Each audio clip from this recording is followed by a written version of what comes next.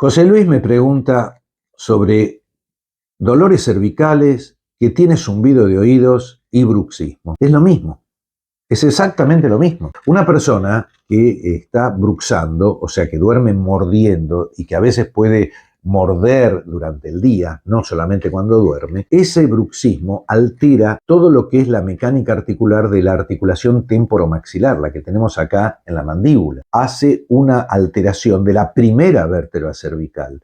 Cuando se altera esa mecánica, automáticamente empezás a tener compresiones donde te da mareos, dolores de cabeza, zumbidos de oídos, la vista no la podés acomodar, falta de atención, de la memoria, falta de aire, las manos que se te duermen, una serie de alteraciones que se producen muchas veces porque tenés un desplazamiento en las vértebras y esto se produce ayudada por la tecnología. O sea, a veces el celular, las computadoras, todo lo que es para adelante, hace que la columna se rectifique y si tenés la mala suerte de tener alguna hernia de disco o algún proceso de artrosis, empeorás todavía más.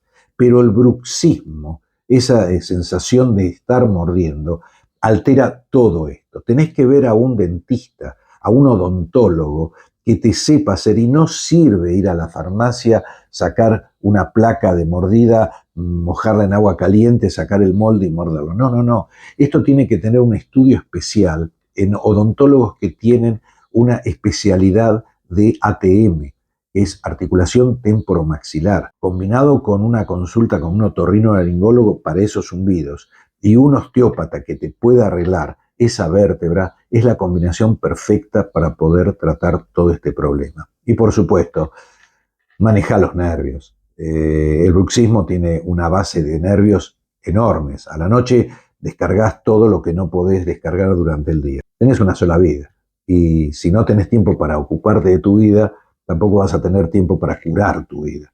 Así que el consejo es que cambies algunos ritmos, que mejores tu alimentación, que tengas más tiempo para distracciones y que te puedas ocupar de tu cuerpo.